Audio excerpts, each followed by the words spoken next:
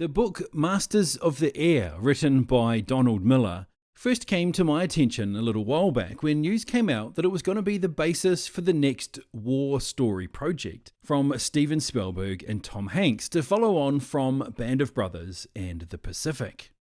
Masters of the Air, as the book's subtitle says, tells the story of America's bomber boys who fought the air war against Nazi Germany. This is a riveting book that takes you to the front lines of the air war and deep inside the 8th Air Force, from its initial formation to its work as the tip of the spear of the US bombing campaign in the European theatre, through to its retasking as the war came to an end. Along the way, we meet various commanders and strategists, and of course the pilots and crews. There were some really interesting facts and figures throughout this book, some of which really stuck out for me. For example, the 8th Air Force in England went from 7 men and no planes in February 1942 to 185,000 men and 4,000 planes by December 1943. The amount of industrial production and training that happened in such a short time was absolutely mind-blowing. The book also had some great explanations of the development of bombing tactics and how it was literally done by trial and error, since this kind of large-scale air warfare was a brand new thing.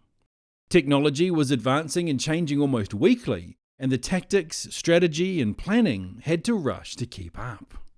For me though, while I found the sections on the strategic side of things interesting, the parts that really drew me in were the accounts of the men in the air. The absolute horror that these men went through themselves, or delivered to the cities below them, was very moving to read. Some of these missions had over 50% losses, and it's hard to imagine what it must have been like to see that happening all around you. Often it'll be said something like 40 planes went down in a mission, and you're like, wow, 40 planes, that is a lot.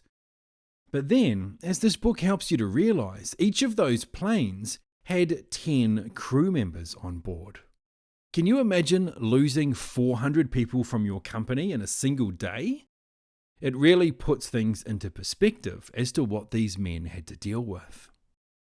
And then right down to the individual stories, this book takes things head on.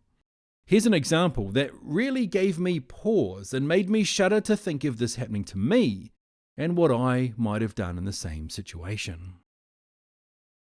While Andy Rooney and some fellow reporters were waiting in front of a control tower for a squadron of bombers to return, word spread that a ball turret gunner was trapped in its plastic bubble underneath the plane.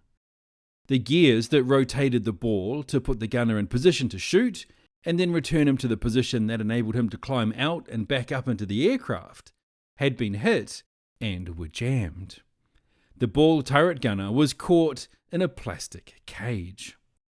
Just before landing, the Fortress's hydraulic system, which was riddled with shell holes, malfunctioned, making it impossible for the pilot to put down the wheels.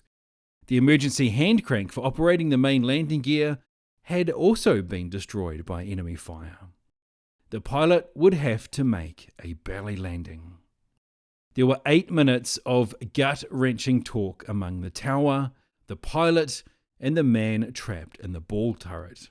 He knew what comes down first when there's no wheels. We all watched in horror as it happened. We watched as this man's life ended, mashed between the concrete pavement of the runway and the belly of the bomber. Rooney returned to London that evening, unable to write the most dramatic and ghastly story he had ever witnessed. It's spine-chilling stuff, and this is just one of the many sobering stories contained within the book, and that were no doubt replicated many times throughout the war years.